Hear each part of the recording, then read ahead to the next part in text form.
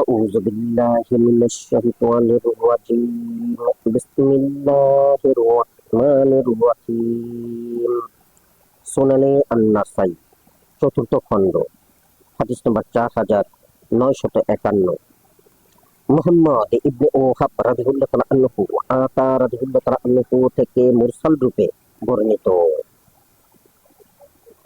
হাদিস নম্বর 4952 হুমাইদ ইবনে মাসআদা রাদিয়াল্লাহু তাআলা আনহু আতা রাদিয়াল্লাহু তাআলা আনহু থেকে বর্ণিত, তিনি বলেন, সর্বনিম্ন যাতে হাত কাটা যাবে তা হলো ঢালের মূল্য, আর তখন এর মূল্য ছিল 10 দিরহাম। ইমাম আবু আব্দুর রহমান নাসাই রাদিয়াল্লাহু তাআলা আনহু বলেন, পূর্বে যে আইমান থেকে হাদিস বর্ণিত হয়েছে তিনি নবী সাল্লাল্লাহু আলাইহি ওয়াসাল্লাম এর সাহচর্য পেয়েছেন বলে আমি মনে করি না। তার থেকে বর্ণিত অন্য হাদিস দ্বারা আমার এ কথা প্রমাণিত হয়। নিম্নে সে হাদিস উদ্ধৃত হলো। হাদিস নম্বর 4953 সাওয়ার ইবনে আবদুল্লাহ রাদিয়াল্লাহু তাআলা আনহু ও আব্দুর রহমান ইবনে মুহাম্মদ রাদিয়াল্লাহু তাআলা আনহু ইবনে জুবাইর রাদিয়াল্লাহু তাআলা আনহু এর আজাদকৃত দাস আইমান রাদিয়াল্লাহু তাআলা আনহু থেকে বর্ণিত, তিনি তুবাই সূত্রে কাব রাদিয়াল্লাহু তাআলা আনহু হতে শুনেছেন, যে ব্যক্তি উত্তম রূপে ওযু করে সালাত আদায় করে, রাবি আব্দুর রহমান বলেন, ঈশার সালাত আদায় করে এবং পরে 4 রাকাত সালাত আদায় করে এবং তাতে রুকু সিজদা পূর্ণরূপে আদায় করে, আর যা পরে তা উপলব্ধি করে, তবে তা সবে কদরের ইবাদতের ন্যায় হবে।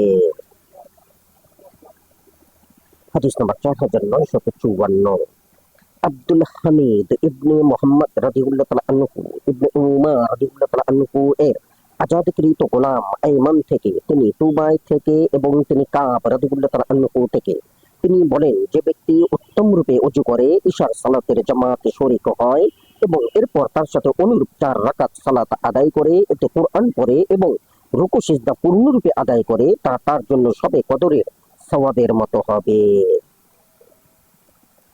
হাদিস নম্বর 4955 খাল্লাদ ইবনে আসলাম রাদিয়াল্লাহু তাআলা আনহু আমর ইবনে শুয়াইব তার পিতার মাধ্যমে তার দাদা থেকে বর্ণনা করেন যে রাসূলুল্লাহ সাল্লাল্লাহু আলাইহি ওয়াসাল্লাম এর সময় ঢালের মূল্য ছিল 10 দিরহাম। হাদিস নম্বর 4956 কুতাইবা রাদিয়াল্লাহু তাআলা আনহু আমর ইবনে শুয়াইব রাদিয়াল্লাহু তাআলা আনহু তার পিতার মাধ্যমে তার দাদা থেকে বর্ণনা করেন যে রাসূলুল্লাহ সাল্লাল্লাহু আলাইহি ওয়াসাল্লামকে জিজ্ঞাসা করা হলো, কি পরিমাণ মাল চুরি করলে হাত কাটা যাবে? তিনি বললেন, যে ফল গাছে ঝুলেছে ওই ফল চুরি হলে তাতে হাত কাটা যাবে না, কিন্তু যখন তা খোলায় এনে রাখা হয় আর সেখানে ওতে এই পরিমাণ ফল চুরি করা হয় যার মূল্য ঢালের মূল্যের সমান, তখন হাত কাটা যাবে। এভাবে যে জন্তু পাহাড়ের চারণ ভূমিতে চড়ে তাতে হাত কাটা যাবে না, কিন্তু যখন তা খোয়ারে তোলা হয় তখন চুরি করলে এবং তার মূল্য ঢালের মূল্যের সমপরিমাণ হলে হাত কাটা যাবে। হাদিস নম্বর 4957 কুতাইবা রাদিয়াল্লাহু তাআলা আনহু আব্দুল্লাহ ইবনে আমর রাদিয়াল্লাহু তাআলা আনহু থেকে বর্ণিত, গাছে ঝুলানো ফল চুরির ব্যাপারে রাসূলুল্লাহ সাল্লাল্লাহু আলাইহি ওয়াসাল্লামকে জিজ্ঞাসা করা হলে তিনি বললেন, যে ব্যক্তি প্রয়োজনের তাগিদে ফল নেয় কিন্তু লুকিয়ে কাপড়ে বেঁধে না নেয় তার কোনো শাস্তি হবে না। যদি কেউ এরূপ ফল নিয়ে বের হয় তবে তার দ্বিগুণ জরিমানা হবে এবং শাস্তি দেওয়া হবে। ফল খোলায় রাখার পর যদি কেউ চুরি করে আর তার মূল্য ঢালের মূল্যের পরিমাণ হয় তবে তার হাত কাটা যাবে। যদি কোনো ব্যক্তি ঢালের মূল্যের চেয়ে কম মূল্যের বস্তু চুরি করে তবে তার দ্বিগুণ জরিমানা দিতে হবে আর শাস্তিও হবে। হাদিস নম্বর 4958 হারিস ইবনে মিসকিন রাদিয়াল্লাহু তাআলা আনহু আব্দুল্লাহ ইবনে আমর রাদিয়াল্লাহু তাআলা আনহু থেকে বর্ণিত, মুজাইনা গোত্রের এক ব্যক্তি রাসূলুল্লাহ সাল্লাল্লাহু আলাইহি ওয়াসাল্লাম এর নিকট এসে বলল, ইয়া রাসূলুল্লাহ, পাহাড়ে চড়ে বেড়ায় এমন জন্তুর ব্যাপারে আপনি কি আদেশ করেন? তিনি বললেন, যদি কেউ এরূপ জন্তু চুরি করে তবে সে যেন তা ফেরত দেয় এবং এরূপ অন্য একটি জন্তুও দিবে, আর তাকে শাস্তি দেওয়া হবে কিন্তু হাত কাটা যাবে না। ওই ব্যক্তি বলল, ইয়া রাসূলুল্লাহ, গাছে ঝুলানো ফল সম্বন্ধে আপনি কি বলেন? তিনি বলেন, চোর ওই ফল এবং আরো ওই পরিমাণ ফল আদায় করবে এবং তাকে শাস্তি দেওয়া হবে। গাছে ঝুলন্ত কোনো ফল চুরিতে হাত কাটা যাবে না। ফল খোলায় রাখার পর ঢালের সমমূল্য পরিমাণ চুরি করলে হাত কাটা যাবে, আর যদি ওই পরিমাণের চাইতে কম হয় তবে দ্বিগুণ জরিমানা হবে আর শাস্তি স্বরূপ বেত্রাঘাত করা হবে। হাদিস নম্বর 4959। মোহাম্মদ ইবনে খালিদ ইবনে খালিদ রাদিয়াল্লাহু তাআলা আনহু রাফি ইবনে খাদিজ রাদিয়াল্লাহু তাআলা আনহু থেকে বর্ণিত, তিনি বলেন, আমি রাসূলুল্লাহ সাল্লাল্লাহু আলাইহি সাল্লামকে বলতে শুনেছি, ফল এবং খেজুর গাছের শ্বাস চুরিতে হাত কাটা নেই। হাদিস নম্বর 4960। আমর ইবনে আলী রাদিয়াল্লাহু তাআলা আনহু রাফি ইবনে খাদিজ রাদিয়াল্লাহু তাআলা আনহু থেকে বর্ণিত, তিনি বলেন, আমি রাসূলুল্লাহ সাল্লাল্লাহু আলাইহি সাল্লামকে বলতে শুনেছি, ফল এবং খেজুর গাছের শ্বাস চুরিতে হাত কাটা নেই। হাদিস নম্বর 4961। ইয়াহইয়া ইবনে হাবিব ইবনে আরাবি রাদিয়াল্লাহু তাআলা আনহু রাফি ইবনে খাদিজ রাদিয়াল্লাহু তাআলা আনহু থেকে বর্ণিত, তিনি বলেন, আমি রাসূলুল্লাহ সাল্লাল্লাহু আলাইহি সাল্লামকে বলতে শুনেছি, ফল এবং খেজুর গাছের শ্বাস চুরিতে হাত কাটা নেই। হাদিস নম্বর 4962। আব্দুর রহমান ইবনে মুহাম্মদ রাদিয়াল্লাহু তাআলা আনহু রাফি ইবনে খাদিজ রাদিয়াল্লাহু তাআলা আনহু থেকে বর্ণিত, তিনি বলেন, রাসূলুল্লাহ সাল্লাল্লাহু আলাইহি সাল্লাম বলেছেন, ফল এবং খেজুর গাছের শ্বাস চুরিতে হাত কাটা নেই। হাদিস নম্বর 4963। আব্দুল হামিদ ইবনে মুহাম্মদ রাদিয়াল্লাহু তাআলা আনহু রাফি ইবনে খাদিজ রাদিয়াল্লাহু তাআলা আনহু সূত্রে রাসূলুল্লাহ সাল্লাল্লাহু আলাইহি সাল্লাম থেকে বর্ণিত, তিনি বলেছেন, ফল এবং খেজুর গাছের শ্বাস চুরিতে হাত কাটা নেই। হাদিস নম্বর 4964। মুহাম্মদ ইবনে ইসমাইল ইবনে ইব্রাহিম রাদিয়াল্লাহু তাআলা আনহু রাফি ইবনে খাদিজ রাদিয়াল্লাহু তাআলা আনহু থেকে বর্ণিত, তিনি বলেন, রাসূলুল্লাহ সাল্লাল্লাহু আলাইহি সাল্লাম বলেছেন, ফল এবং খেজুর গাছের শ্বাস চুরিতে হাত কাটা নেই। হাদিস নম্বর 4965। আহমেদ ইবনে মুহাম্মদ রাদিয়াল্লাহু তাআলা আনহু রাফি ইবনে খাদিজ রাদিয়াল্লাহু তাআলা আনহু থেকে বর্ণিত, তিনি বলেন, রাসূলুল্লাহ সাল্লাল্লাহু আলাইহি সাল্লাম বলেছেন, ফল এবং খেজুর গাছের শ্বাস চুরিতে হাত কাটা নেই। হাদিস নম্বর 4966। কুতাইবা রাদিয়াল্লাহু তাআলা আনহু রাফি ইবনে খাদিজ রাদিয়াল্লাহু তাআলা আনহু থেকে বর্ণিত, তিনি বলেন, আমি রাসূলুল্লাহ সাল্লাল্লাহু আলাইহি সাল্লামকে বলতে শুনেছি, ফল এবং খেজুর গাছের শ্বাস চুরিতে হাত কাটা নেই। হাদিস নম্বর 4967। মুহাম্মদ ইবনে আলী ইবনে মাইমুন রাদিয়াল্লাহু তাআলা আনহু রাফি ইবনে খাদিজ রাদিয়াল্লাহু তাআলা আনহু থেকে বর্ণিত, রাসূলুল্লাহ সাল্লাল্লাহু আলাইহি সাল্লাম বলেছেন, ফল এবং খেজুর গাছের শ্বাস চুরিতে হাত কাটা নেই। হাদিস নম্বর 4968। হুসাইন ইবনে মানসুর রাদিয়াল্লাহু তাআলা আনহু রাফি ইবনে খাদিজ রাদিয়াল্লাহু তাআলা আনহু থেকে বর্ণিত, তিনি বলেন, আমি রাসূলুল্লাহ সাল্লাল্লাহু আলাইহি সাল্লামকে বলতে শুনেছি, ফল এবং খেজুর গাছের শ্বাস চুরিতে হাত কাটা নেই। হাদিস নম্বর 4969। আমর ইবনে আলী রাদিয়াল্লাহু তাআলা আনহু রাফি ইবনে খাদিজ রাদিয়াল্লাহু তাআলা আনহু থেকে বর্ণিত, তিনি বলেন, আমি রাসূলুল্লাহ সাল্লাল্লাহু আলাইহি সাল্লামকে বলতে শুনেছি, ফল এবং খেজুর গাছের শ্বাস চুরিতে হাত কাটা নেই। হাদিস নম্বর 4970।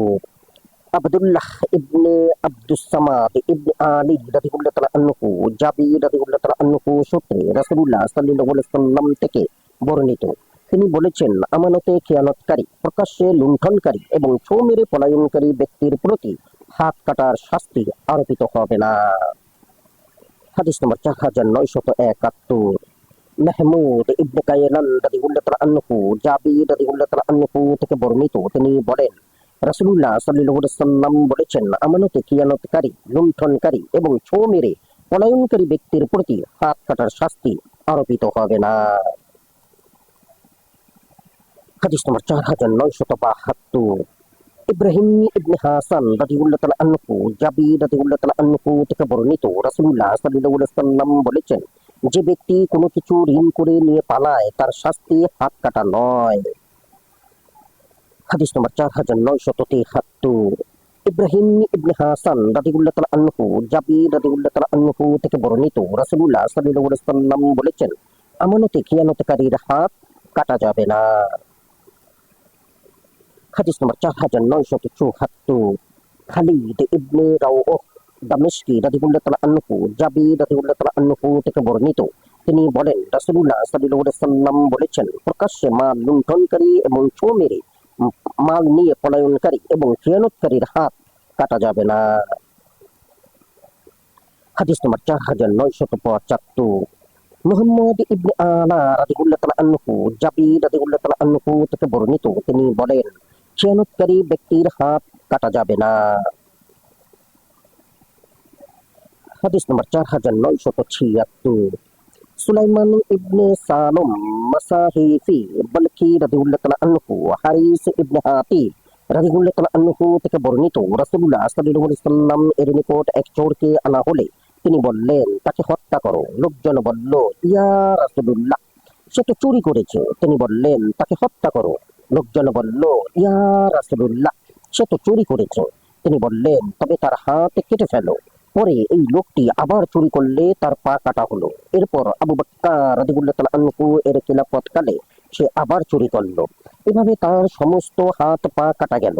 পরে সে পঞ্চমবার চুরি করলে আবু বকর রাদিয়াল্লাহু তাআলা আনহু বললেন, রাসূলুল্লাহ সাল্লাল্লাহু আলাইহি ওয়াসাল্লাম তার অবস্থা অবগত ছিলেন বলেই তিনি বলেছিলেন, তাকে হত্যা করো। এরপর হযরত আবু বকর রাদিয়াল্লাহু তাআলা আনহু তাকে কুরাইশদের যুবকদের হাতে ছেড়ে দেন, যেন তারা তাকে হত্যা করে। তাদের মধ্যে আব্দুল্লাহ ইবনে জুবায়েরও ছিলেন। তিনি নেতৃত্ব পছন্দ করতেন। তিনি বললেন, তোমরা আমাকে তোমাদের দলপতি নিযুক্ত করো। তারা তাকে দলপতি নিযুক্ত করলো।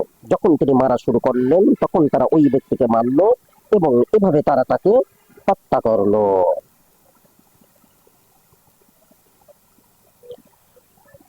হাদিস নম্বর 4977।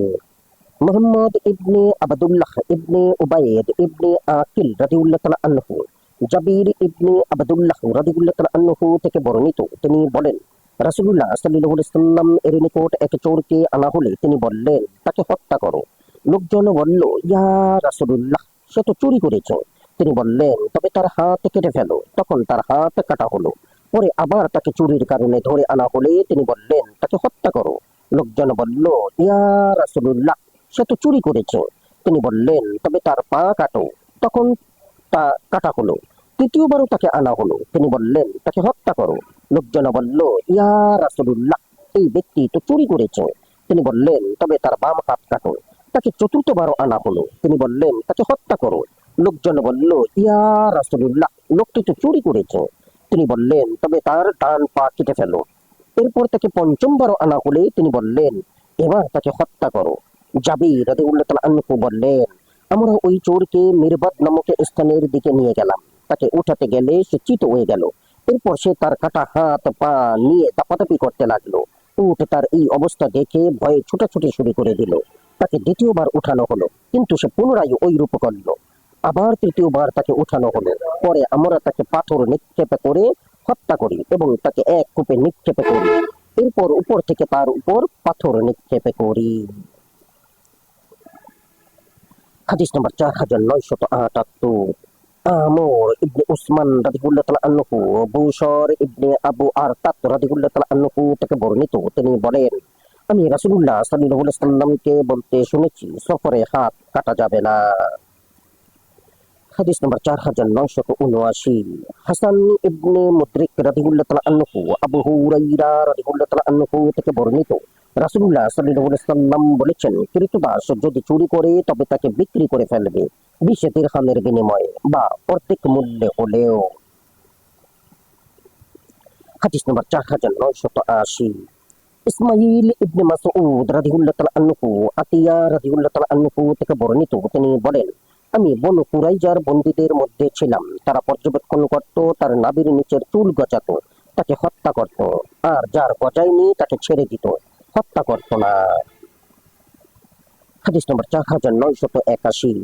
সুয়াউদ ইবনে নাসুর রাদিয়াল্লাহু তাআলা আনহু ইবনে মুহাইরিজ রাদিয়াল্লাহু তাআলা আনহু থেকে বর্ণিত, তিনি বলেন, আমি ফাজালা ইবনে উবাইদকে চোরের হাত তার ঘাড়ে ঝুলিয়ে দেওয়া সম্পর্কে জিজ্ঞাসা করলাম।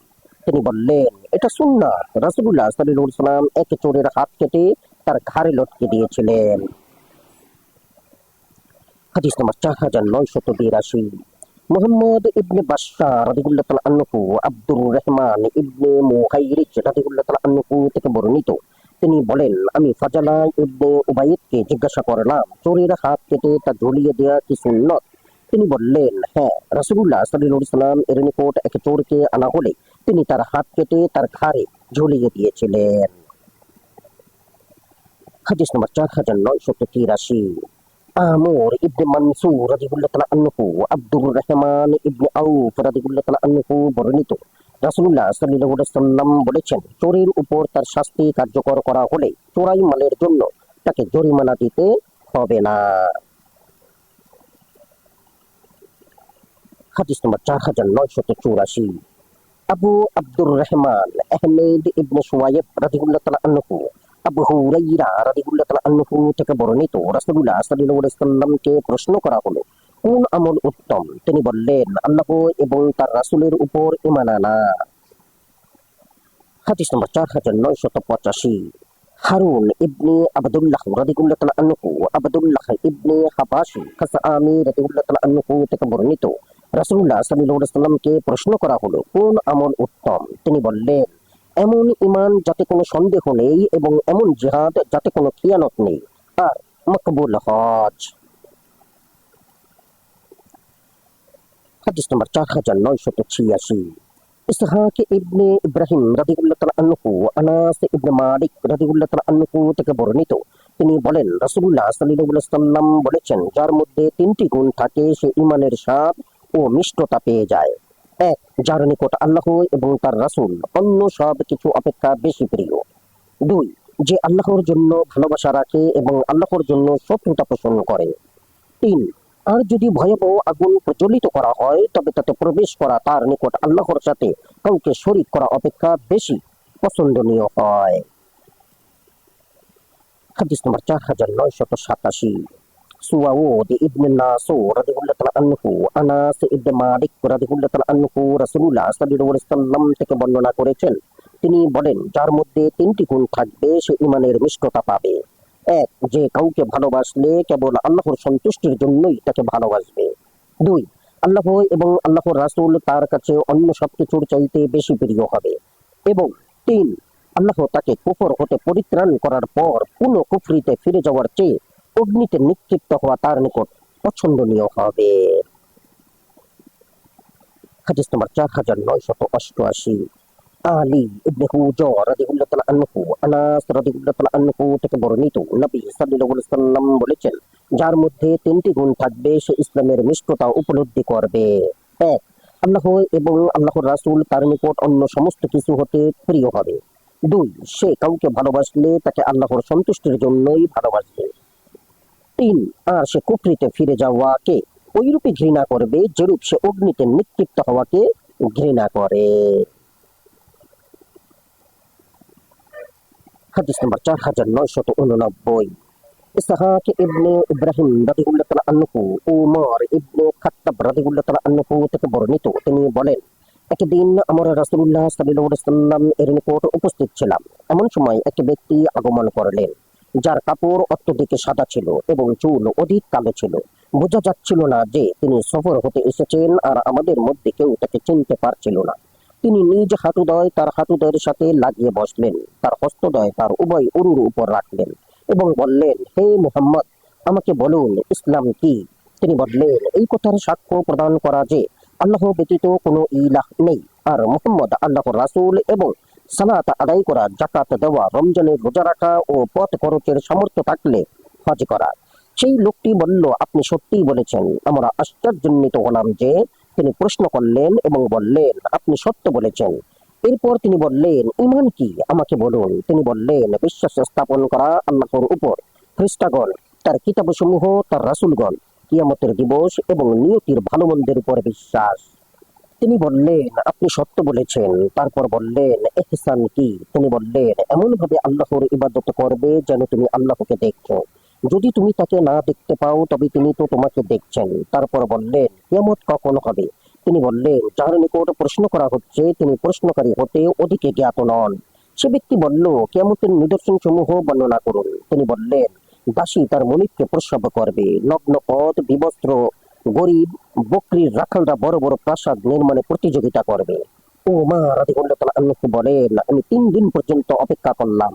পরে রাসূলুল্লাহ সাল্লাল্লাহু আলাইহি ওয়াসাল্লাম আমাকে বললেন, হে ওমর, তুমি কি অবগত আছো এই প্রশ্নকারী ব্যক্তিকে? আমি বললাম, আল্লাহ এবং আল্লাহর রাসূলই সমধিক অবগত। তিনি বললেন, তিনি ছিলেন জিবরাইল আলাইহিস সালাম। তিনি তোমাদেরকে তোমাদের দিন শিক্ষা দিতে এসেছিলেন।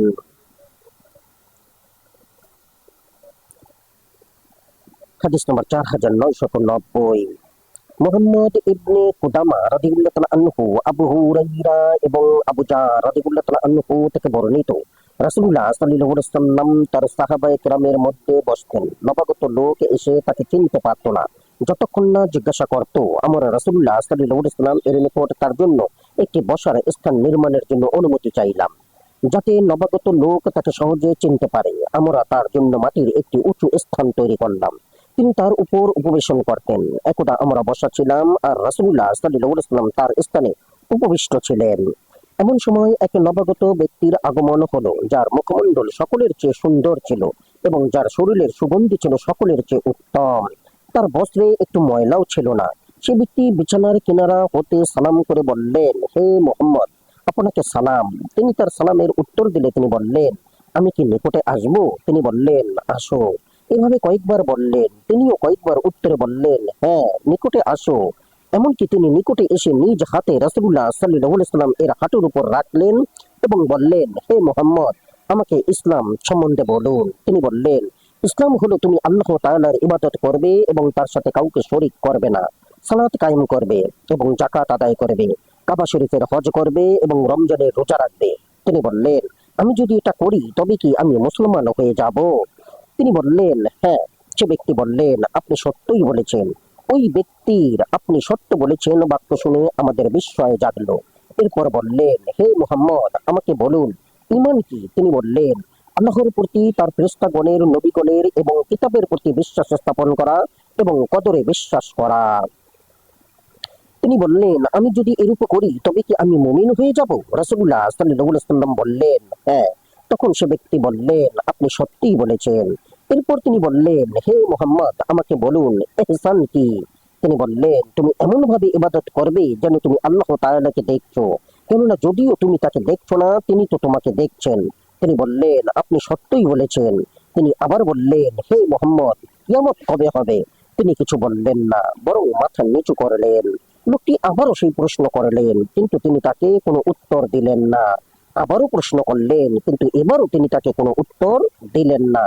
অতঃপর তিনি মাথা উঠিয়ে বললেন, তুমি যার নিকটে জিজ্ঞাসা করছো তিনি প্রশ্নকারী হতে অধিকে জ্ঞাত নন, কিন্তু এর অনেক আলামত রয়েছে, তুমি তা জানতে পারো।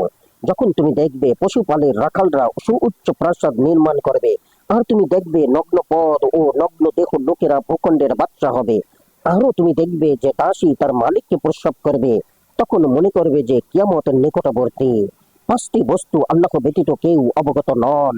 এরপর তিনি ইন্নাল্লাহা ইনদাহু ইলমুস সাআহু হতে আলিমু খাবীরুন পর্যন্ত পাঠ করলেন।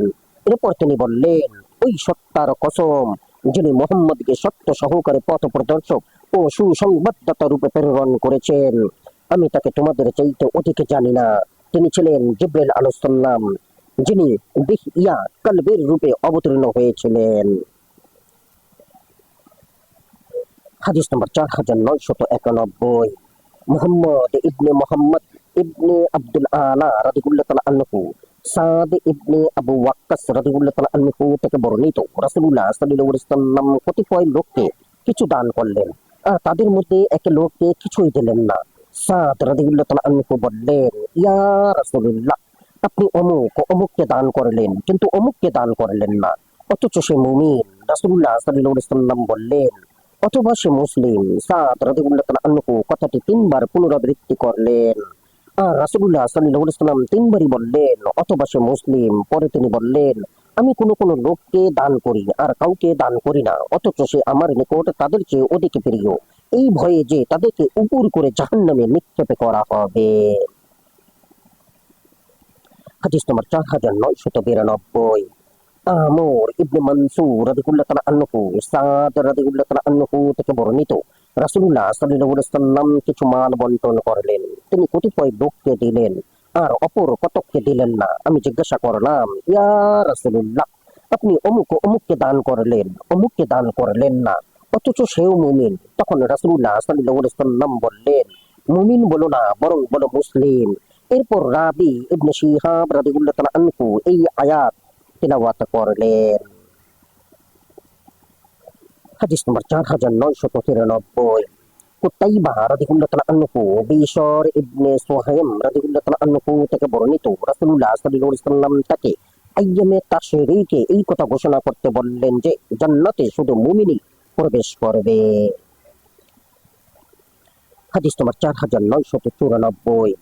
কুতাইবা রাদিয়াল্লাহু তাআলা আনহু আবু হুরায়রা রাদিয়াল্লাহু তাআলা আনহু থেকে বর্ণিত, রাসূলুল্লাহ সাল্লাল্লাহু আলাইহি ওয়াসাল্লাম বলেছেন, মুসলিম ওই ব্যক্তি যার হাত ও রসনা হতে অন্য মুসলমান নিরাপদ থাকে, আর মুমিন ওই ব্যক্তি যার থেকে অন্য লোক নিজের জান ও মালকে নিরাপদ মনে করে। হাদিস নম্বর 4995। আমর ইবনে আলী রাদিয়াল্লাহু তাআলা আনহু আব্দুল্লাহ ইবনে উমর রাদিয়াল্লাহু তাআলা আনহু থেকে বর্ণিত, তিনি বলেন, আমি রাসূলুল্লাহ সাল্লাল্লাহু আলাইহি ওয়াসাল্লামকে বলতে শুনেছি, মুসলিম ওই ব্যক্তি যার হাত ও রসনা হতে অন্য মুসলিম নিরাপদ থাকে, আর মুহাজির ওই ব্যক্তি যে আল্লাহর নিষিদ্ধ বস্তু থেকে দূরে থাকে। হাদিস নম্বর 4996।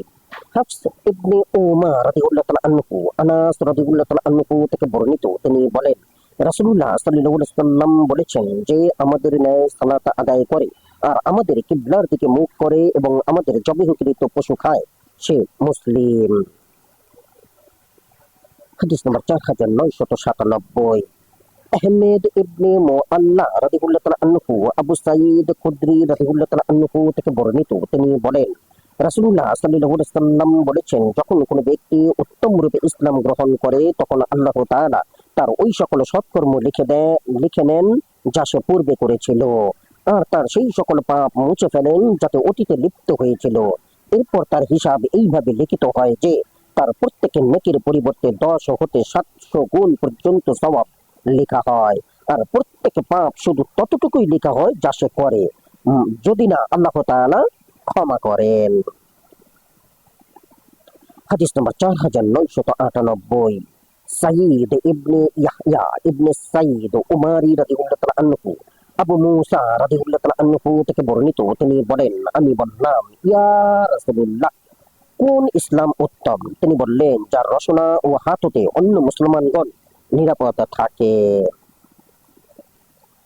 হাদিস নম্বর 4999।